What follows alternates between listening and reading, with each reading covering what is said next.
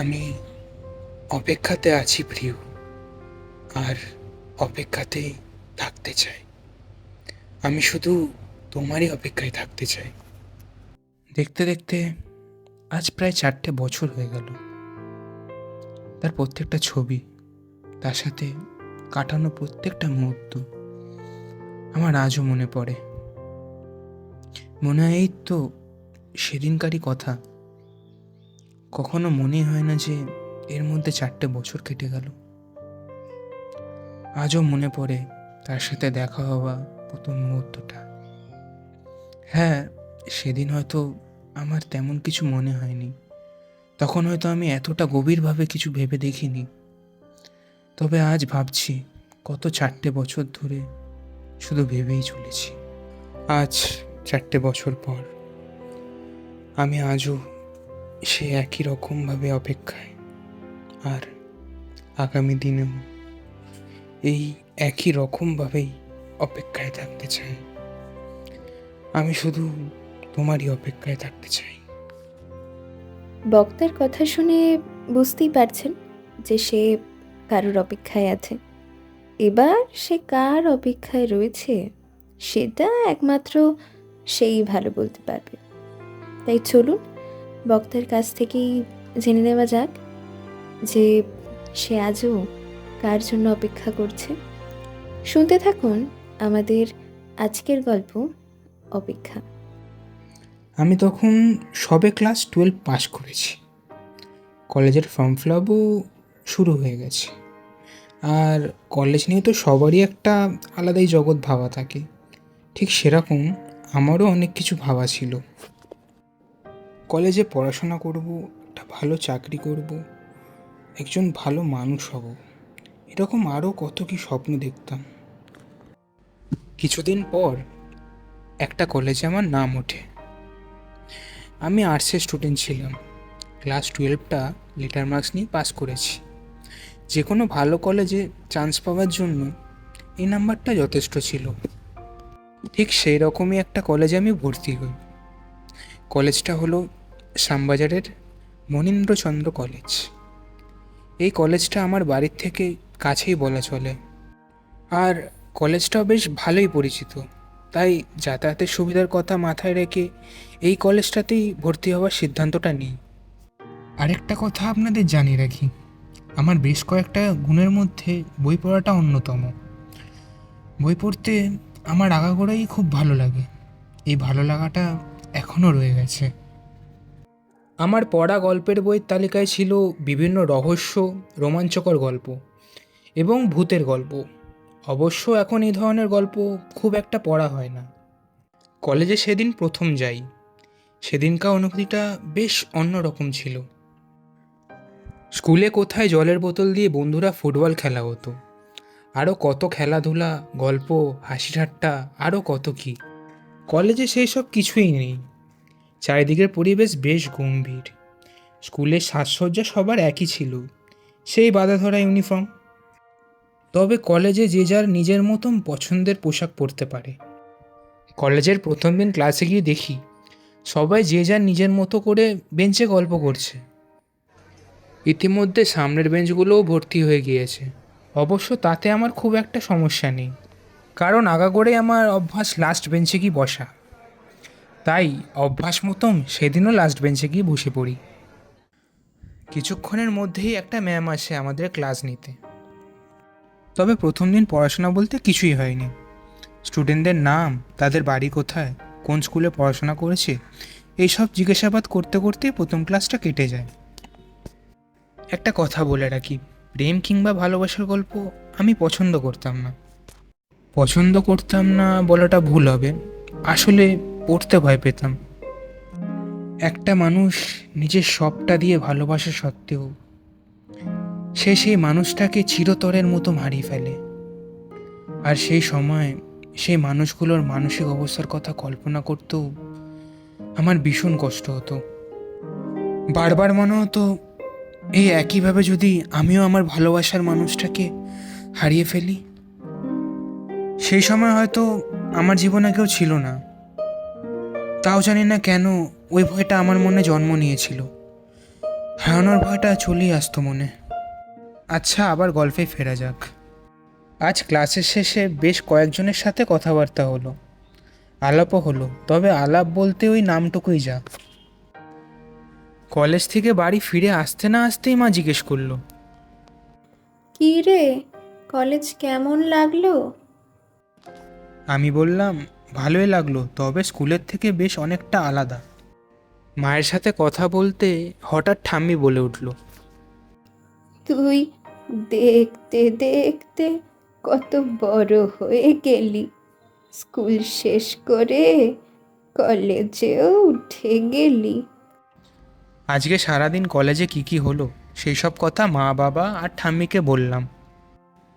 কলেজের গল্প করতে করতে রাতের খাওয়া দাওয়া সেরে একটা গল্পের বই নিয়ে বসলাম। বইটা পড়তে পড়তে মাথার মধ্যে একটা কথা ভাসছিল। আজকে কলেজে একটা মেয়েকে দেখলাম। মেয়েটা খুবই সাধারণ, তবে একটা জিনিস লক্ষ্য করলাম যে সে খুবই কম কথা বলে, নিজের মতন থাকে। তার পোশাক আশাক খুবই সাধারণ, আজকালকার মেয়েদের মতন নয়। আর একটা জিনিসও আমাকে ভীষণ অবাক করলো, ক্লাসে এত হই হুল্লোড় আড্ডা চেঁচামেচির মাঝেও সে নিজের মতন আপন মনে বই পড়ে চলেছে। আমিও আজ একটা গল্পের বই ব্যাগে করে নিয়ে গেছিলাম, তবে সেটার পড়ার মতন কোনো শান্ত জায়গা খুঁজে পাইনি, তাই আর সেটা পড়াও হয়নি। পরের দিনও মেয়েটাকে দেখেছিলাম কলেজে। আমার খুব ইচ্ছে হলো মেয়েটার সাথে কি কথা বলার। দেখলাম তার হাতে একটা বই আছে। আমি তার কাছে কি জিজ্ঞেস করলাম, আচ্ছা তুমি কি বই পড়ছো, আমি কি সেটা জানতে পারি? মেয়েটা একটু অবাক চোখে আমার দিকে তাকালো। জানি কোনো ছেলে যদি এইভাবে হঠাৎ করে কোনো মেয়েকে এরকম একটা প্রশ্ন করে, তাহলে মেয়েটার একটু অস্বস্তিতেই পড়ার কথা। তারপরেও সে একটু গম্ভীরভাবেই বলল, এটা একটা লাভ স্টোরি, অন্বেষা রায়ের লেখা, মন নিয়ে কাছাকাছি। এরপর আমি তাকে বললাম, আমার নাম অচিন্ত, আমিও বই পড়তে খুব ভালোবাসি। আর এই গোটা কলেজে তুমি ছাড়া এখনো পর্যন্ত আরও কারোর হাতে বই দেখতে পাইনি, তাই তোমার সাথে আলাপ করার জন্য বেশ খানিকটা কৌতূহলী হচ্ছিল, তাই চলে এলাম আলাপ করতে। আমি তার নাম জিজ্ঞেস করাতে সে বলল, আমার নাম শিউলি। আমাদের নামটুকু জানা ছাড়া সেদিন আর বিশেষ কোনো কথা হয়নি। আমি ইতিহাসে অনার্স, তাই একদিন বই কিনতে কলেজ স্ট্রিট যাই। আমি এর আগেও কলেজ স্ট্রিট গেছি, তবে সেরকমভাবে ঘোরা হয়নি, তাই এইবার বেশ অনেকটা দোকান ঘুরে নিজের যাবতীয় বই কেনাকাটা করে বাড়ির দিকে রওনা দেব। ঠিক এমন সময় শিউলির সাথে দেখা। হঠাৎ দেখতে পেলাম আমার থেকে বেশ কিছুটা দূরের একটা বইয়ের দোকানে শিউলি নিজের মনে বই দেখছে। আমি শিউলির কাছে গিয়ে বললাম, শিউলি তুমিও বই কিনতে এসেছো? শিউলি খানিক অবাক দৃষ্টিতে আমার দিকে তাকালো। হয়তো প্রথমে আমাকে চিনতে পারেনি। তারপর আমিও আবার বললাম, সেদিন কলেজে তোমার সাথে দেখা হলো না, চিনতে পারছো? হ্যাঁ, চিনতে পেরেছি। আসলে আমি এখানে একটা গল্পের বই কিনতে এসেছিলাম। বেশ অনেক দিন ধরেই ভাবছিলাম, কিন্তু কিছুতেই আর কেনা হয়ে উঠছিল না, তাই আজকে চলে এলাম। তার কথা শুনে আমি বললাম, বাহ বেশ ভালো করেছো, তা কী বই কিনলে? এই একটা ইতিহাস বই আর একটা গল্পের বই কিনলাম। আমার একটা কথা শুনে ভালো লাগলো যে তারও ইতিহাস আছে। শিউলিও আমাকে জিজ্ঞাসা করলো, তা তুমি কি বই কিনলে? আমিও ইতিহাস বই কিনলাম অনার্সের। ও, তোমারও অনার্স, আমারও ইতিহাসে অনার্স। তা তুমি কি এখন বাড়ি ফিরছো? হ্যাঁ, অনেকক্ষণ আগেই বেরিয়েছি, এবার বাড়ির দিকে রওনা দেব। ও আচ্ছা, সাবধানে যাও, কলেজে গিয়ে কথা হবে। হ্যাঁ, তুমিও দেখে ফেরো। এই বলে আমিও বাড়ি চলে এলাম। কিন্তু শিউলি কোন গল্পের বই কিনলো সেই নামটা আর জিজ্ঞেস করা হলো না। পরের দিন ইতিহাস বইটা নিয়ে কলেজে চলে গেলাম। কলেজে খুব একটা ক্লাস থাকে না, একটা না হলে দুটো ক্লাস। ক্লাসে ঢুকে গিয়ে দেখি শিউলি সেকেন্ড বেঞ্চে বসে। আমিও গিয়ে বসে পড়লাম। আজকে শিউলিকে দেখতে বেশ অন্যরকম লাগছে, মনে হয় ওর মন খারাপ। ক্লাসের শেষে আমি ওকে কি জিজ্ঞেস করলাম, তোমার কি হয়েছে? সেদিনকে আমার বই কেনা হয়ে গেছিল, কিন্তু বাড়ি ফেরার সময় ট্রেনে অনেক ভিড় ছিল, তাই ঠেলাঠেলিতে আমার হাত থেকে গল্পের বইটা পড়ে যায়। শিউলির কথা শুনে আমি বুঝতে পারলাম যে নতুন গল্পের বইটা হারিয়ে যাওয়ার কারণেই ওর মনটা খারাপ। শিউলি খালি একটা কথাই ভেবে যাচ্ছে যে সেদিন যদিও গল্পের বইটা ব্যাগে রাখতো তাহলে বইটা এইভাবে হারিয়ে যেত না।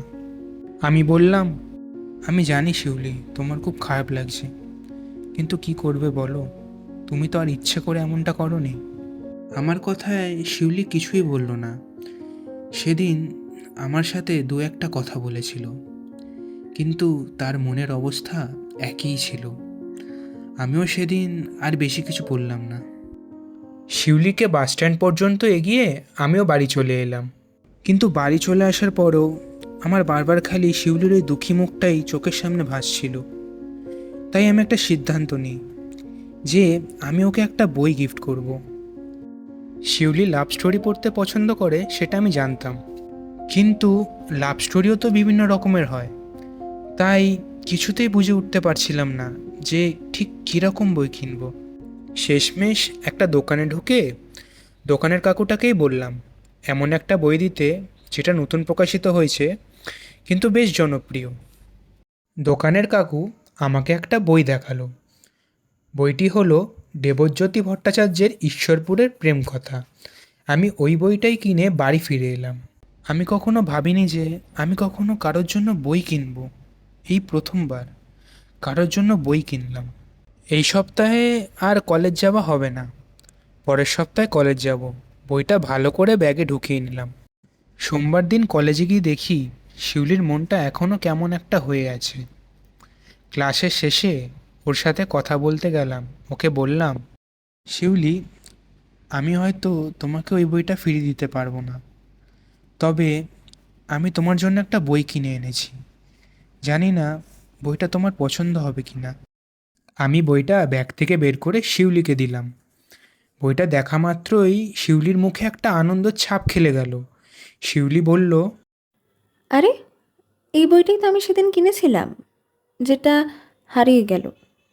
কিন্তু তুমি শুধু শুধু আমার জন্য বই কিনে আনতে গেলে কেন? আচ্ছা ঠিক আছে, কত দাম নিয়েছে বলো। এ কথা শুনে আমি একটু রেগে গিয়ে বললাম, এটা আবার কি কথা? কেন, কাউকে কি বই গিফট করা যায় না? আচ্ছা বাবা, সরি, কিন্তু তুমি হঠাৎ আমাকে বই গিফট করতে গেলে কেন? সেদিন তোমার মুখটা দেখে আমার একদম ভালো লাগেনি। তুমি কেমন মন মরা হয়েছিলে। তাই আমি ভাবলাম যে তোমার জন্য আমি একটা বই কিনব। তবে সেই দিন যে এই বইটাই হারিয়ে গেছিল সেটা আমি জানতাম না। এই বইটা আমি নিজের অজান্তেই কিনেছি। এইভাবেই বেশ কিছুদিন কেটে যায়। একদিন আমি কলেজে গিয়ে শিউলিকে দেখতে না পেয়ে ফোন করি, কিন্তু ওকে ফোনেও পাই না। ও মেসেজেও কোনো রিপ্লাই দেয় না। আমি ওর সাথে কোনো রকমভাবেই যোগাযোগ করতে পারছিলাম না। এইভাবেই দেখতে দেখতে এক সপ্তাহ কেটে যায়। ওর কোনো খোঁজ খবর আমার কাছে নেই। এই কদিন আমি নিয়ম করে নিজের যাবতীয় কাজকর্ম করেছি, কিন্তু তারপরও যেন কেমন একটা ফাঁকা ফাঁকা লাগছিল। মন খারাপ নয়, তবে কেমন যেন অন্যরকম একটা অনুভূতি। এক সপ্তাহ পর হঠাৎ করে শিউলি আমাকে ফোন করে। আমি পাগলের মতন ফোনটাকে ধরি। ফোনটা ধরে তাকে বলি, কি খবর? তোমার কোনো দেখা নেই, কোনো যোগাযোগ নেই। তোমাকে ফোনেও পাচ্ছিলাম না। কোথায় ছিলে এই কদিন? তুমি জানো আমি তোমাকে কতটা মিস করেছি। এই কদিন আমি কলেজে গেছি, ক্লাস করেছি, কোনো কিছুতেই যেন মন বসছিল না। আমার কথাগুলো শুনে শিউলি বেশ খানিকটা অবাক হয়ে আমাকে বলে, কি বললে? তুমি আমাকে মিস করছিলে? হ্যাঁ, আমি তোমাকে খুব মিস করেছি। জানি না কেন মনে হতো তুমি না থাকলে কেমন ফাঁকা ফাঁকা লাগে। মনে হয় সব থেকেও কিছু একটা নেই। যেমন এখন আমি তোমার সাথে ফোনে কথা বলছি, তোমার কণ্ঠস্বর আমি শুনতে পাচ্ছি, কিন্তু এই দুই চোখ তো তোমাকে দেখতে পাচ্ছে না। তাই আমার এই দুই চোখ শুধু তোমাকেই খুঁজে চলেছে, শুধুমাত্র একটিবার তোমাকে দেখার আশায়। আমার মনে হয় আমি তোমাকে ভালোবেসে ফেলেছি। আমার কথা শুনে শিউলি কিছুক্ষণের জন্য একদম চুপ হয়ে যায়। তারপর বলে, আমি এই কদিন এখানে ছিলাম না, জম্মুতে গিয়েছিলাম।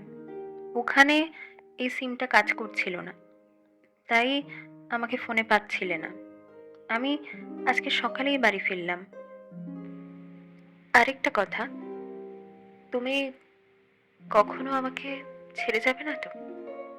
সবসময় এভাবেই আমার জন্য অপেক্ষা করবে তো? আমি সেদিন শিউলিকে কথা দিই যে এইভাবে আমি ওর জন্য সবসময় অপেক্ষা করব। এই কথা শুনে শিউলি বলে, কালকে আমি কলেজে আসছি, বাকি কথা না হয় ওখানেই হবে, আর দেখাও হয়ে যাবে। হুম, আমিও দেখা করতে চাই। পরের দিন কলেজ থেকে আমরা সোজা দেশবন্ধু পার্কে চলে যাই, যেখানে দুজন মিলে অনেক কথা বলি। শিউলি আমাকে হঠাৎ জিজ্ঞাসা করে, আচ্ছা, তোমার লাভ স্টোরি শুনতে বা পড়তে ভালো লাগে? সেদিন আমার উত্তর ছিল না। আমার উত্তর শুনে শিউলি বলে, কেন?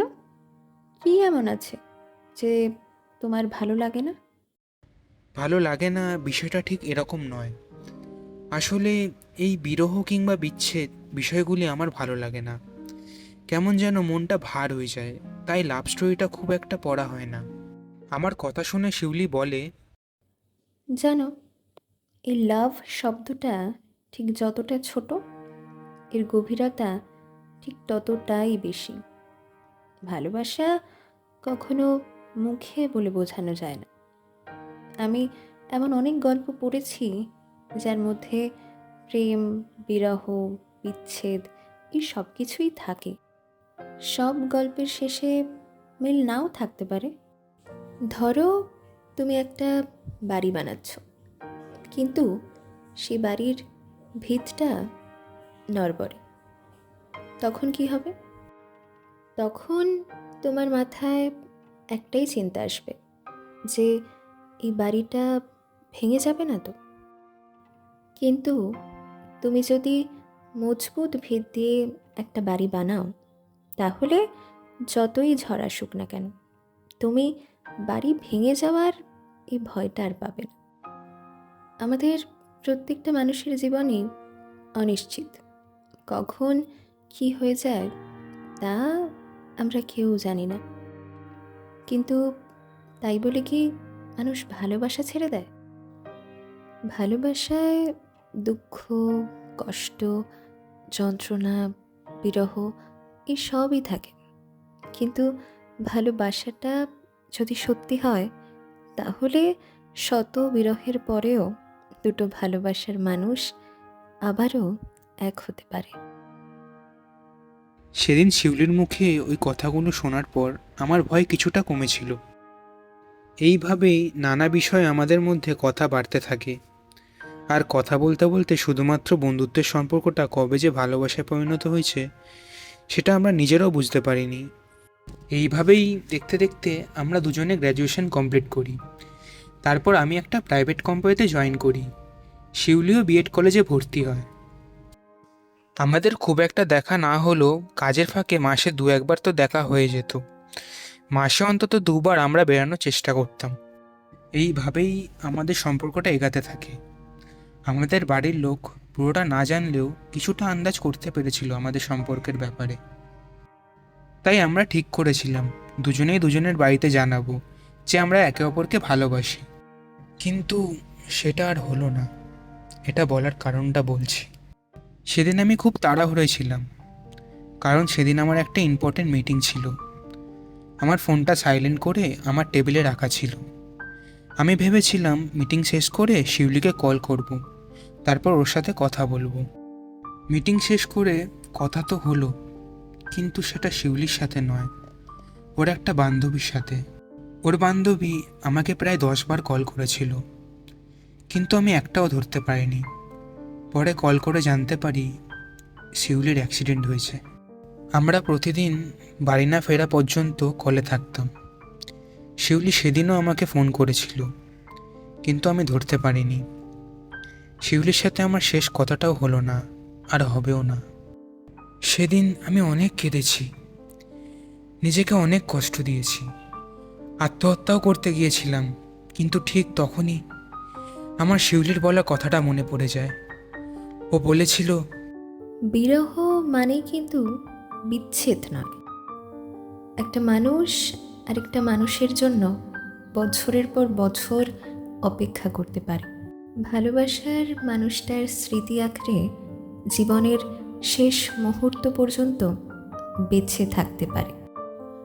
ভালোবাসার মানুষটাকে অনুভব করতে পারলে বিরহ খুবই সুন্দর। শিউলি আমাকে বলেছিল, যদি আমরা দুজন ঠিক থাকি তাহলে আমাদের মধ্যে কখনো বিরহ আসবে না। আর আমাদের সম্পর্কটা ঠিক সেরকমই ছিল। সারাদিন যাই হোক না কেন, অন্তত একবার আমাদের ঠিক কথা হতো। কাজের জন্য কথা না হলেও পরের দিন সকাল হতে না হতেই আমরা একে অপরকে মানিয়ে নিতাম। কিন্তু আমি এখন কাকে গিয়ে মানাবো? নিজের ব্যস্ততার জন্য কার কাছে গিয়ে সরি বলবো? যাকে গিয়ে বলবো সেই মানুষটাই তো আর নেই। সেদিন আমি তাকে দেখলেও সে আমার দিকে চোখ মেলে চায়নি। সেদিন তার গলার স্বর আর আমার কানে এসে পৌঁছায়নি। প্রথম দিন সেই কণ্ঠস্বর শুনে আমার মন শান্ত হয়ে গিয়েছিল। সেই কণ্ঠস্বর আমি আর কখনো শুনতে পেলাম না। আমি আজও প্রতিদিন দমদম স্টেশনের বাইরে সেই ফুলের দোকানটার কাছে দাঁড়িয়ে তার জন্য অপেক্ষা করি। প্রথম দিন সে আমার জন্য অপেক্ষা করেছিল। সেদিন আমার আসতে দেরি হয়ে যাওয়াতে ম্যাডাম রেগে গিয়ে বলেছিল, তুমি জানো আমি তোমার জন্য কখন থেকে অপেক্ষা করছি? একটা মানুষ এত দেরি কিভাবে করতে পারে? আজ আমি তার অপেক্ষায় আছি, আর এইভাবে অপেক্ষায় থেকে যাব জীবনের শেষ মুহূর্ত পর্যন্ত। আমাদের বক্তার মুখে এই গল্পটা শুনে একটা জিনিস বেশ বোঝা যাচ্ছে। অপেক্ষা সুন্দর, বিরহ সুন্দর, কিন্তু সেই অপেক্ষা বা বিরহটা যদি অন্তহীন হয়ে যায় তাহলে সেটা সত্যিই খুব যন্ত্রণাদায়ক।